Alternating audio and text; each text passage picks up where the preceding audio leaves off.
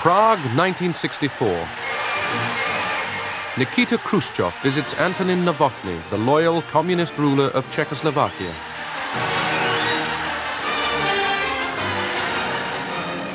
Khrushchev boasted that the Soviet system was dynamic and healthy.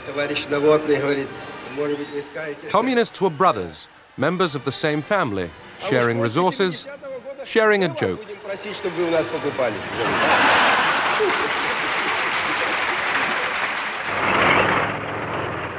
But only 4 years later, the Soviet Union returned to Prague with tanks.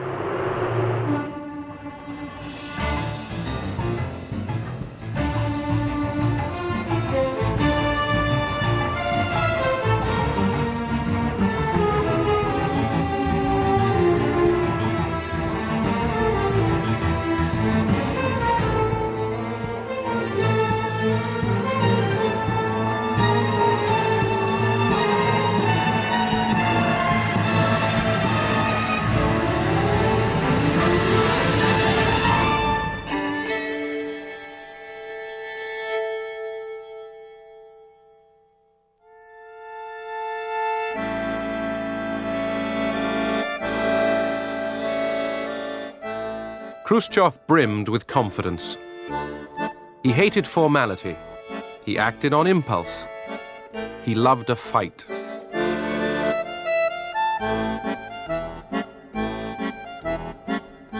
He wanted to make the Soviet Union happy as well as glorious.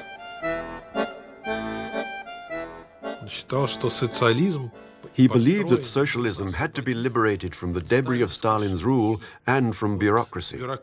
It should be made more democratic. The gates should be opened, but gradually, step by step, because for him, socialism was like paradise on earth. To show his confidence, Khrushchev allowed an American exhibition into Moscow in 1959.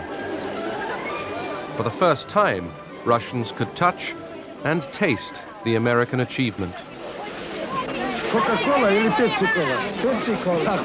Coca-Cola, Coca-Cola. Some of the women complained sometimes that it smelled like benzene. And men wanted to know if it would make them drunk. But Khrushchev knew that the Soviet Union was beating America in the space race. For Khrushchev, here was evidence that communism meant not just power, but technical progress. The first generation of Soviet cosmonauts, Gagarin, Titov, and the first woman in space, Valentina Tereshkova, became instant national heroes.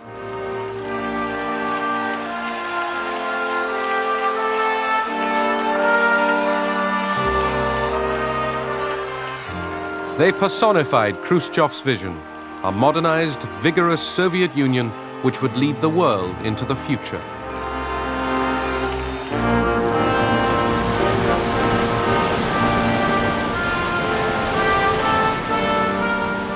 The Soviet Union's natural resources seemed limitless. Khrushchev believed that the Soviet people would work even harder if they were freed from fear and poverty.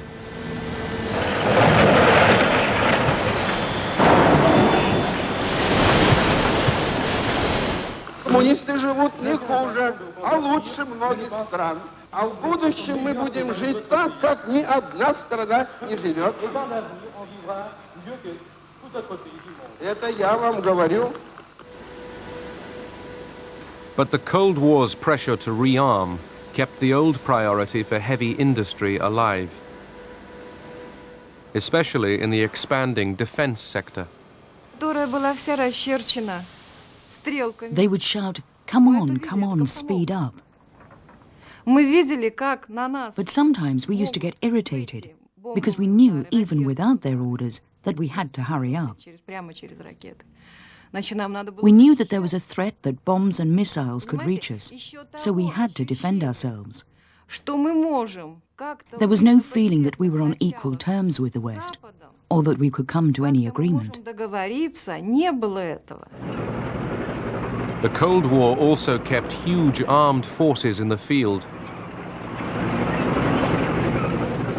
Khrushchev tried to cut them back, but the generals resisted. It was very prestigious to join the military.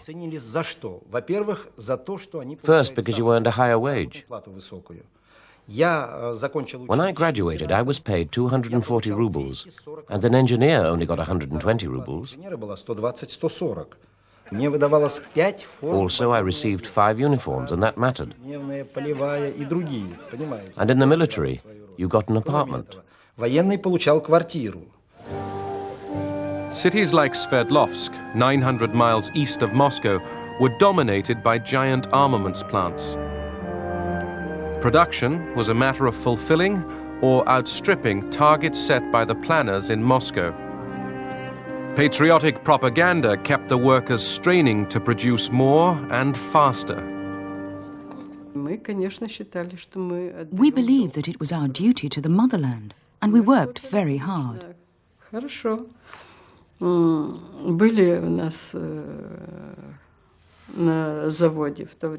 lot of young people worked at our factory. About 3,000 young communists, Komsomol members.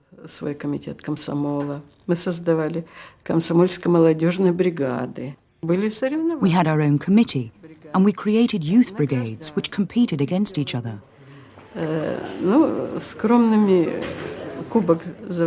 The best brigades were awarded pennants and trophies. Khrushchev and the parties still relied on propaganda and patriotism to keep the economy going. В ответ на провокации американской военщины мы, металлурги, будем трудиться еще лучше. И пусть каждая сверхплановая тонна нашего уральского металла укрепляет могущество нашей Родины. People forgave us a lot because of the Cold War. The West didn't only harm us, it also helped us. Because by frightening us, it played into our hands. We could say to the people, tighten up your belts, be patient. We have to wait for a better life and be prepared for the worst. And we use that. We had such a huge country with vast resources. All the people worked. So why were we dressed so badly in whatever we could lay our hands on, and ate whatever there was, and not what we wanted? The explanation was simple. Uncle Sam and the imperialists are making an atomic bomb. So we had to make 2 in order to frighten them. If they made 2 bombs, we had to produce 4.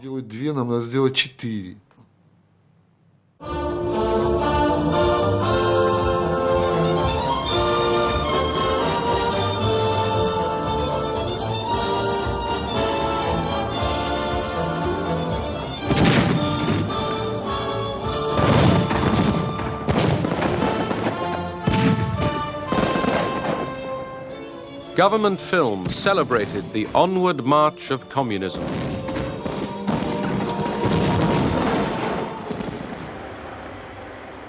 But most people in the Soviet Union still lived in hardship and overcrowding.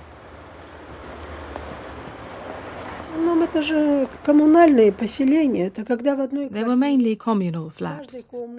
In one flat there were 2 or 3, sometimes 4 rooms. And in each room there lived a whole family. Can you imagine a whole family in one room? There was only one kitchen and only one of all other conveniences. It was an awful life. Khrushchev was impatient to see Soviet people living as well as Americans, or even better. He tried to shift the planned economy towards light industry and consumer needs. But the Soviet establishment, set in its ways, resisted change. He understood that politics is about people. The basis of his policy was to improve people's lives. He knew he had to deal differently with the outside world, that change was needed. He understood it as a man with a lot of common sense, peasant's common sense. He had very strong instinctive gut feelings, and he followed them. But professional politicians and diplomats at the time were horrified. They said, "What is he doing?" To solve the housing shortage, prefabrication seemed the answer. In the 1960s, apartment blocks shot up around every Soviet city.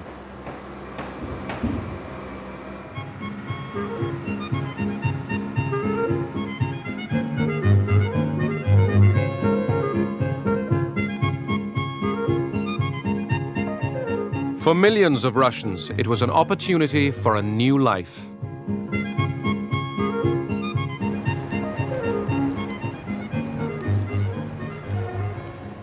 Of course we were happy. We had waited every day for this apartment, like a cake out of the oven. We were fed up with lodging with 3 other families. When we moved here, we thought it was paradise. We've lived here ever since. And it's fine. Living conditions improved, but there was still a shortage of goods in the shops. Нам трудновато жилось. We were quite hard up. Трудновато жилось. Не надо говорить, что... I can't say we were rolling like cheese in butter. Мы за буханкой хлеба в очередь стояли. We had to queue for a loaf of bread. Стояли. Такие продукты питания, как крупа, Such products as cereal, pasta and bread, they were all rationed. По нормам.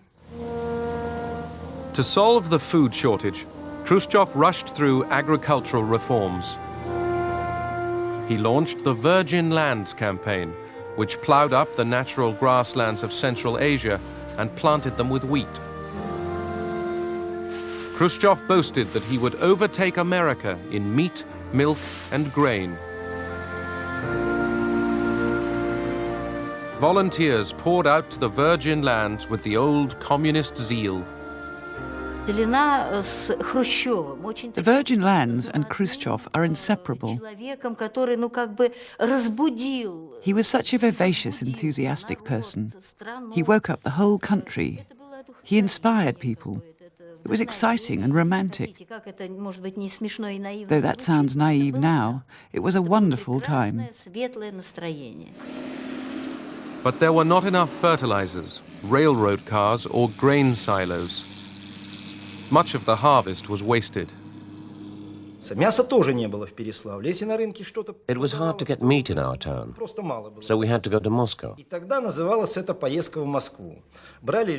We took huge rucksacks and we went on a bus 120 kilometers to Moscow. We went to GUM, the central department store on Red Square, and spent a whole day shopping. We bought sausages, cookies, all the delicacies. We held our rucksacks open while our mothers did the shopping. Then we went back on the bus. It was a real celebration. Moscow got the bulk of the supplies. The provinces were sausageless and meatless.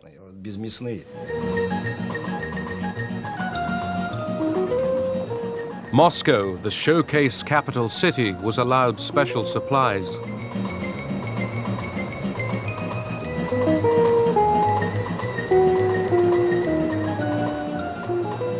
Рекламы у нас не было.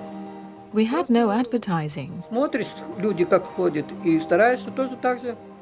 We just looked at what the others were wearing. Ногу смотришь ли? We tried to keep in step with fashion. Брали мы недорогие вещи. We normally bought only inexpensive clothes and shoes, but we tried to get something modern. We wanted to look good, not to look old-fashioned.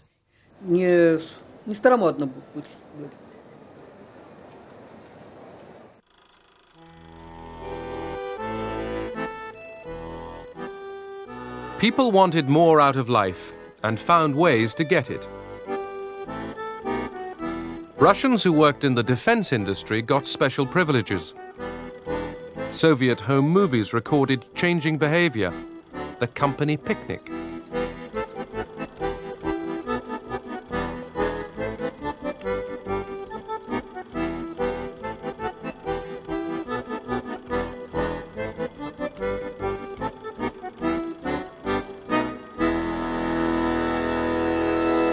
Это большие были очень. We used to go in very large groups, about 40 people. 40. Закупали продукты. We used to buy food and cook in large pots on open fires. Мы на костре готовили пищу. We slept in tents. That's how we spent our time. Проводили, естественно. Resorts were run by the party and the trade unions.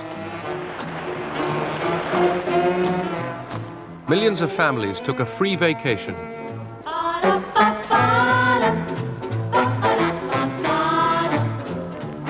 Official films showed the world a new image of modern Soviet man and woman. Western lifestyles were alluring. Мода, конечно, к нам проникала. Fashion did penetrate our country. Как мы в конце 60-х, начале 60-х уже... In the late 50s and the beginning of the 60s, when we got trousers, we changed them to make them very narrow and flute-like. You could only get them on and off by using soap on your legs. Мы их снимали с мылом, с ног. We were punished severely for wearing them. Также одевали, но за это очень жестко преследовали.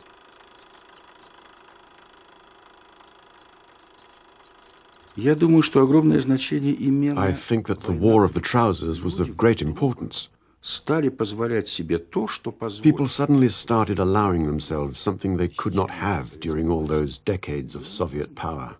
The young people who did this were rounded up. There were special patrol guards with red bands on their arms. And if they saw that someone was dressed English style, not Soviet style, he was pulled out of the crowd and taken to the militia station, where they cut the trousers, then cut their hair, and then let them off home. That's how they fought against Western fashion. But the new sounds, the new dances still found their way in. The twist with a glance over the shoulder. New portable radios could sometimes pick up forbidden programs from abroad.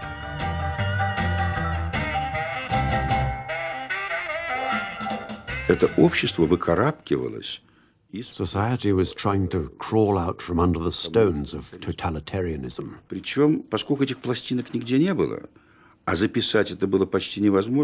You couldn't get any discs here, and to record them off air was almost impossible because the radio was jammed.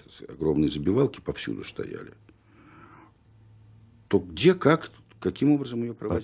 I don't know how, some was smuggled in. Copies were made on X-ray plates and sold illegally. It was music on X-rays. You played it on the bones of your relatives.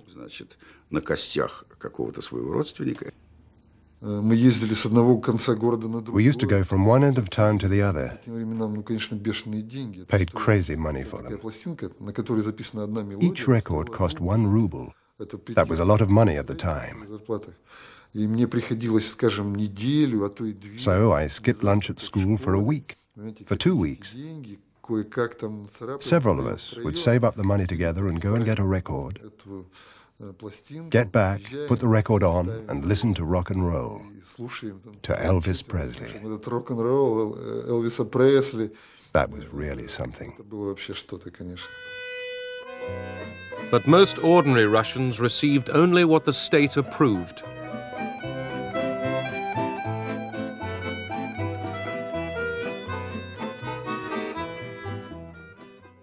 We made sure our people were getting only what we believed they needed and what we thought was beneficial and necessary for our state, our system, and the policy of our party, which played the leading role in our society.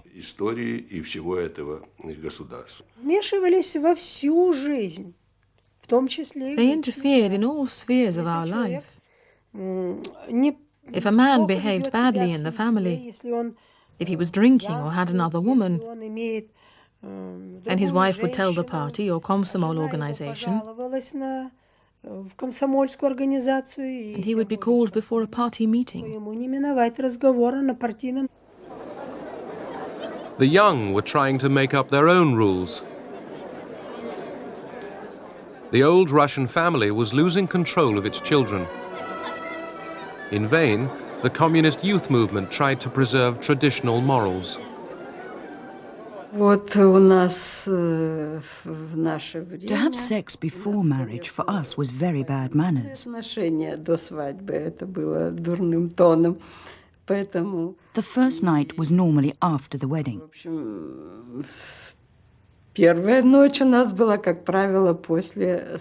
Of course, there were some young people who did not stick to this. They behaved freely. But they were called before the Komsomol committee, where they had to explain themselves. We tried to deal with their emotional conflicts and give them direction.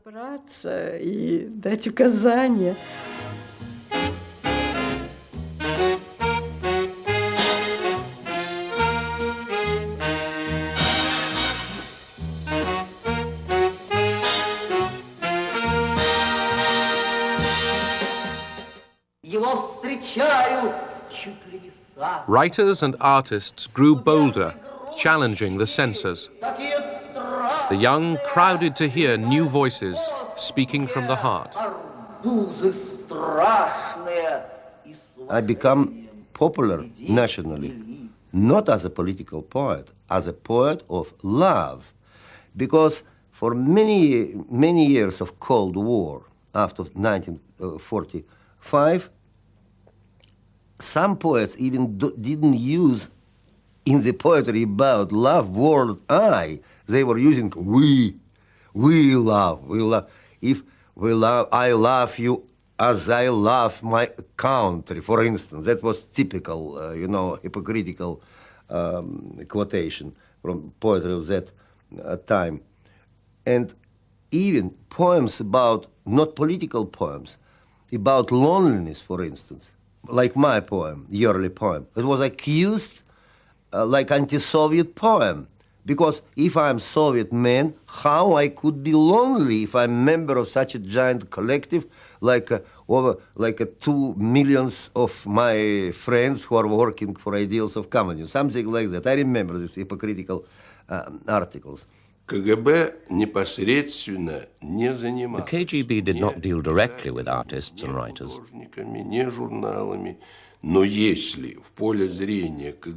But if certain facts came to the attention of the KGB, and if they discovered anti-Soviet content, or something that contradicted our ideology and policies, then the KGB could get involved and try to find out who started it, why, and what their motives were.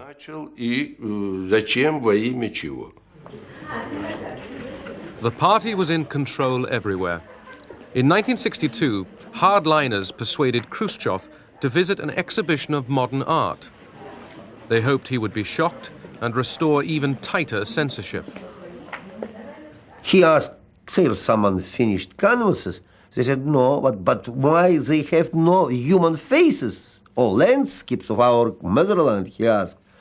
And they answered him, because they hate the faces of our Soviet workers, miners. The hardliners succeeded. Khrushchev exploded and shouted abuse at the painters and sculptors. Это была провокация. Выставка. Провокация. The exhibition was a provocation. It was like a move in chess, which had several targets at once. It was a trap set for the intelligentsia, which included a trap for me, because I had won lots of competitions.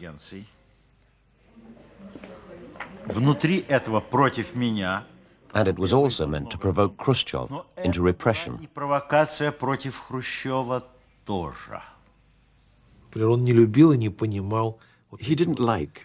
He didn't understand avant-garde art. He liked opera, classical music, folk music, realistic art where one could see a forest and know it was a forest. The ideologists told him he was very wise not to understand it, because behind it, bourgeois ideology is penetrating our pure society and it could all end up rather badly. Писатели – это артиллеристы, это артиллерия, потому что они, так сказать, расчищают путь для нашей пехоты. Образно говоря, прочищают мозги тому, кому следует. Поэтому бить точно, но бить по противнику, по своим не стрелять. The censors stifled free speech in other parts of the Soviet Empire. In Czechoslovakia, where a rigid Stalinist leadership blocked all reform, the struggle was the same, the free-thinking artist trying to elude the party censor. In those years, Václav Havel began to write for the theatre. To criticize communist ideology was like suicide. It was better to find another way, to write about human rights, human freedom, and basic human existence, rather than enter into a direct confrontation with ideology. You know, the censorship itself, that's not the worst evil. The worst evil is, and that's the product of censorship, is the self-censorship. Because that twists spines, that destroys my character. Because I have to think something else and say something else. I have to always control myself. I am stopping to being honest. I am becoming hypocrite. And that's what they wanted. They wanted everybody to feel guilty. Whatever went wrong, the communist system itself must never be blamed. Khrushchev had still not solved the problem of food supply. But he was buoyant about his grand schemes. He ordered everyone to grow corn, claiming, wrongly, that new Soviet varieties could survive in cold climates. The poor girls and boys had to warm up the fields day and night so that the corn would grow. They burnt fires all through the night, especially if a frost was forecast.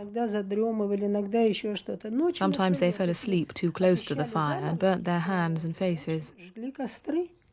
So the corn for us was not the queen of the fields, but an evil stepmother.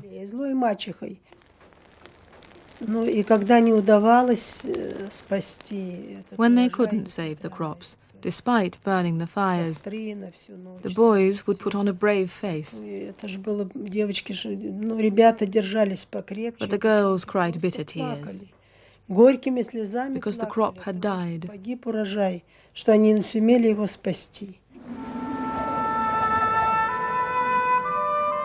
In 1963, the harvest failed. There were bread shortages and renewed rationing. Wheat had to be imported from the West. At least we'd always had bread before. But when suddenly it disappeared, thanks to him, Khrushchev was cursed. But only at home. In the streets you had to keep quiet. But at home, even though my father was a communist, he used to swear and curse Khrushchev because he made life much more difficult for us.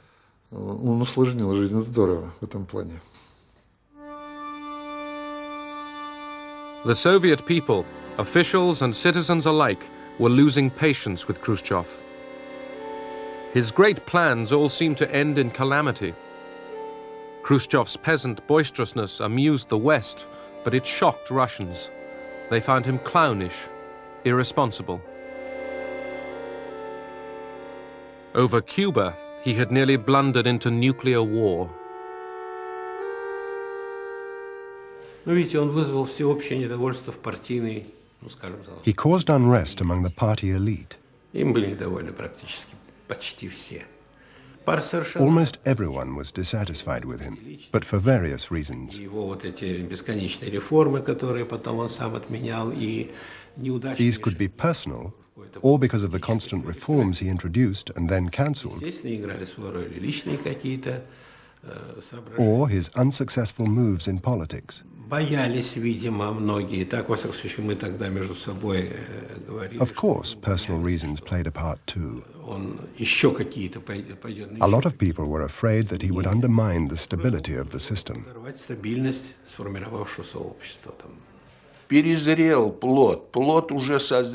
The fruit was overripe.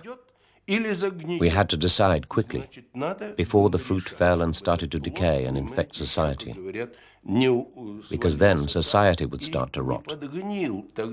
That is why we made the decision to depose Khrushchev. It was done quietly, without any blood. The Politburo selected Leonid Brezhnev to lead the attack on Khrushchev. In October 1964, Khrushchev was deposed. I met him. He gave me his briefcase, and he never touched it again. He said, "It's all finished. I resign." When they all went into lunch, I left. I didn't want to join them. I don't think they actually invited him to have lunch anyway. He was in a state of nervous stress.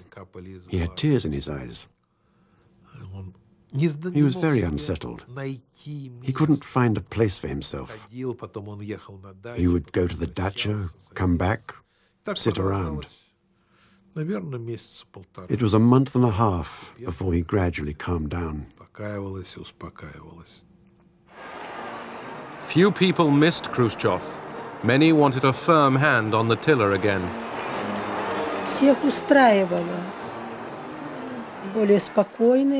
Everybody was satisfied with the wiser, more sensible position taken up by the new leadership, and by Brezhnev in particular.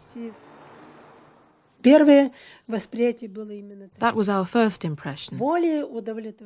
It was more acceptable to the people because it was more stable.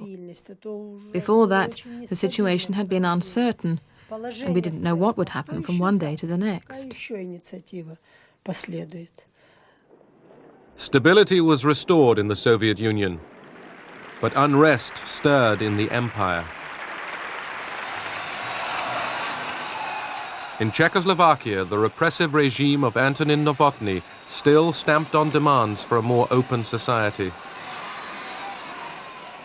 They tried to push back the progress of freedom, but they didn't succeed anymore.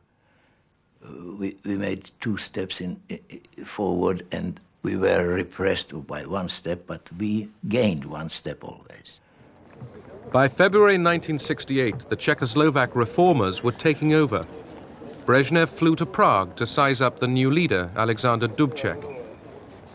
Brezhnev accepted that some change was inevitable. Alexander Dubček seemed a loyal communist who would alter only what was necessary. By March 1968, Dubček and the new president, Ludvík Svoboda, were in charge, but their reforms were already shocking the rest of the communist world.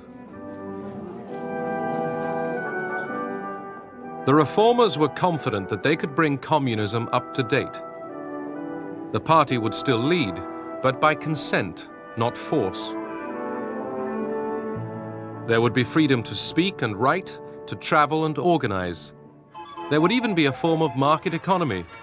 Dubček's vision was named Socialism with a Human Face. One of the first changes was the ending of censorship. Suddenly the papers were full of truth, revealing the crimes of Stalinist Czechoslovakia.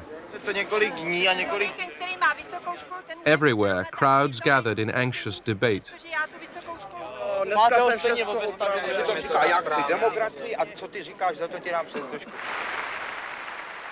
After 2 decades of terror and silence, Czechs and Slovaks had found their voice again. People came in thousands, and if they didn't get in, they listened outside for hours on end. People suddenly realized that they can live more freely. And they came very anxious to learn about the new enlarged boundaries of their lives.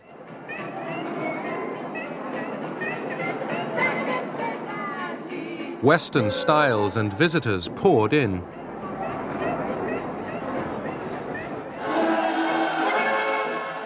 This May Day, there was genuine joy. Trust was growing between the people and their leaders. But could communism be reformed? On the one hand, they wanted to preserve communism and socialism, as they called it. But on the other hand, they wanted to give it a human face, which meant that they wanted to lift the lid a little. But they hoped that the lid would not fly off with the pressure inside the cooker, as it were, that they would still be able to contain the situation. Well,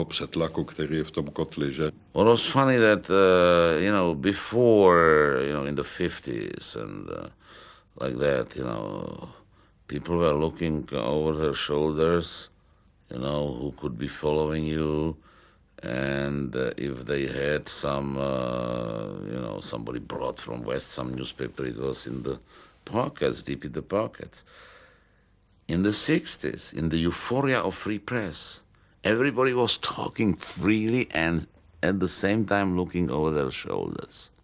Because I think it was a freedom in spasmodic freedom, that people were really, it was like a freedom unleashed by fever, It was not really a comfortable freedom. It was not.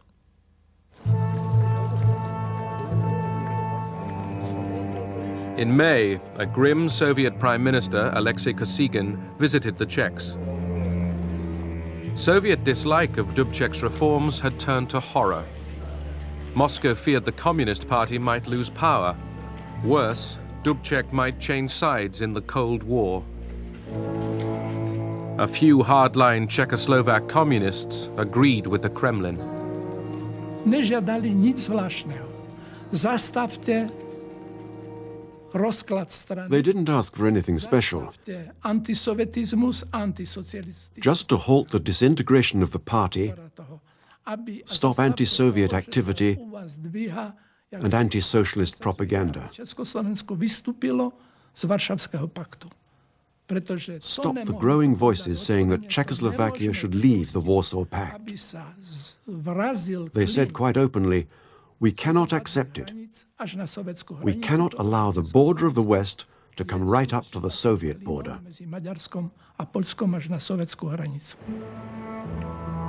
In the early summer, Warsaw Pact troops staged very public maneuvers in Czechoslovakia. After the exercise, they left their signals network in place. The warning was not hard to read.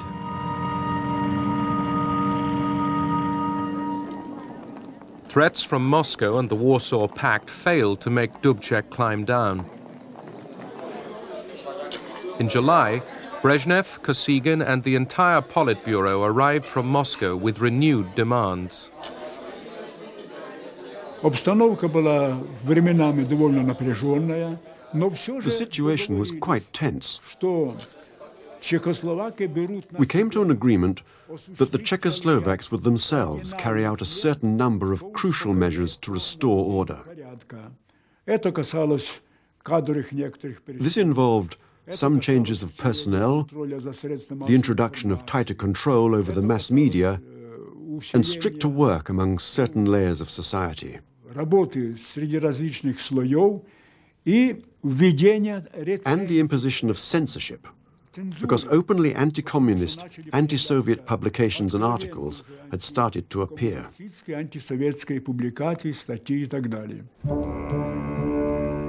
2 days later, the Czechoslovak leaders made some concessions, but it was too late. The Soviet Politburo had already decided to solve the problem by force.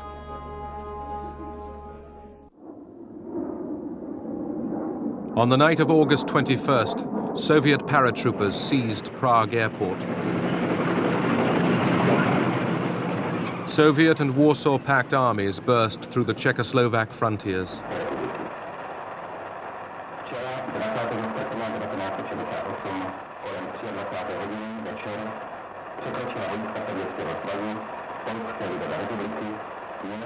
As the invasion began, the Czechoslovak leaders were meeting in Prague. We listened to the airplanes flying overhead. Dubček was waiting for a telephone message, but instead the door suddenly opened and paratroopers came in, carrying Kalashnikovs. They stood behind us and the commander said they were taking us under protection in the name of the forces of the Warsaw Pact. What will happen later, we'll see. We were prisoners. Before their arrest, the party's leaders managed to condemn the invasion. By morning, Soviet tanks had taken over the center of Prague.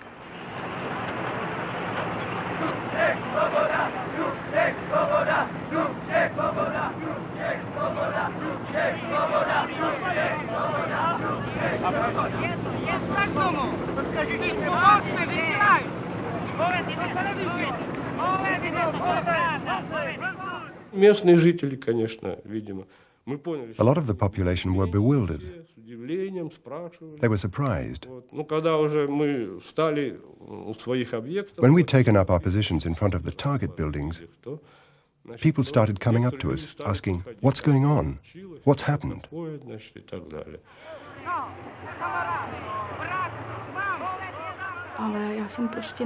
They came like burglars and pretended they wanted to help us. So we went to speak to them. We climbed on the tanks and we told them to go back home, that they had lost their way or been sent to the wrong place. They were really surprised and didn't understand what we were trying to tell them.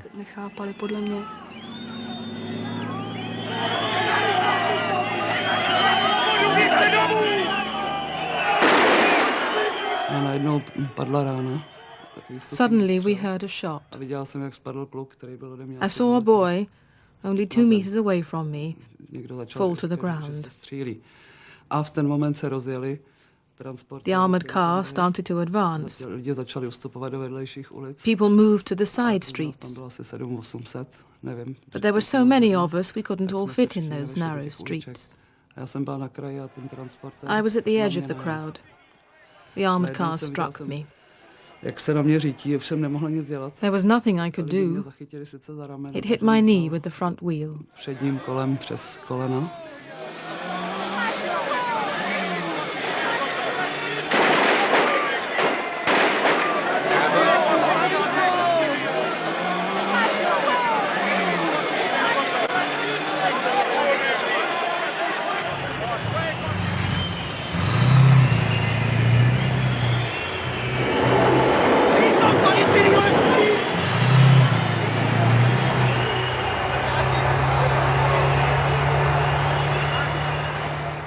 I went through the Hitler invasion in 1939, and I must say that the Soviet invasion, 1968, was even crueler impact than the Hitlerite one, because Hitler was our declared enemy.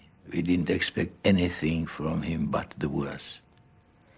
But here, those who for years and decades preached that they are our best friends, our brothers, the guarantors of our independence, came with an army of 500,000 to suppress our drive for a little bit more freedom.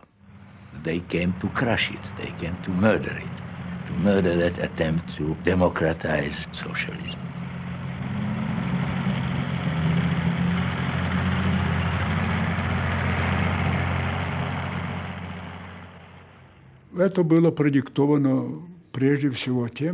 This action was dictated, first of all, by the need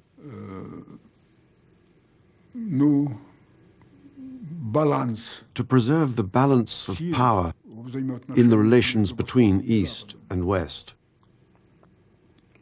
And of course, we were interested in preserving the established system.